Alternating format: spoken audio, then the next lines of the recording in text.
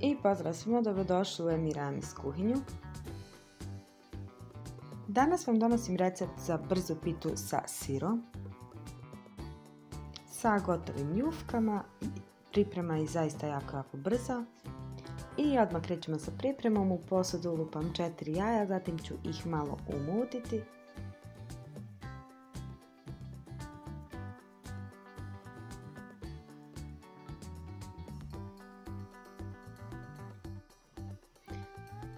I zatim dodajem 450 g sira.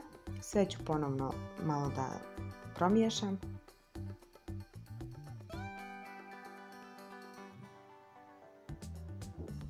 Za to vrijeme pripremite jednu šolju od 100 ml. To će nam biti mjera. I dodajem jednu šolju mlijeka, pola šolje ulja, jednu šolju jogurta ili vrhnje za kuhanje i na kraju jednu šolju kisele vode. Sve ću ponovno da promiješam. Dodat ću 2,5 kašičice soli,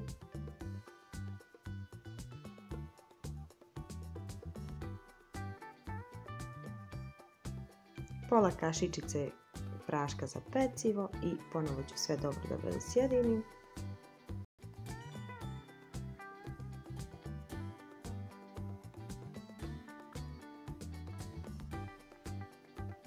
I na samom kraju dodajem 3 kašike kajmaka.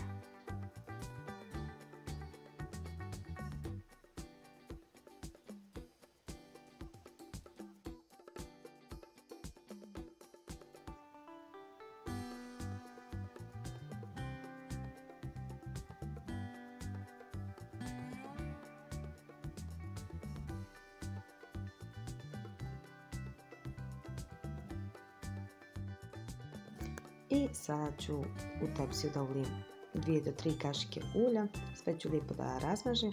Zatim uzimam jednu ovu jufku i preklopit ću je u tepsiju, zatim ću posuti fil koji smo prethodno pripremili. Lijepo ću rasporediti po jufki. Zatim uzimam još jednu jufku i isto radim, znači jufka pa fil i lijepo ću rasporediti po cijeloj jufki. I sada pravim harmoniku od ovog jednog lista.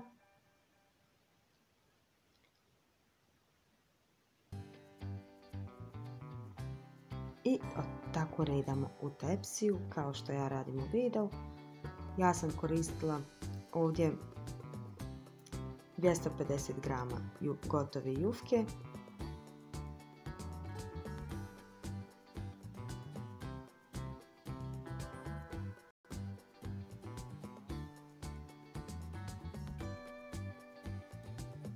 Meni je u ovome došlo 12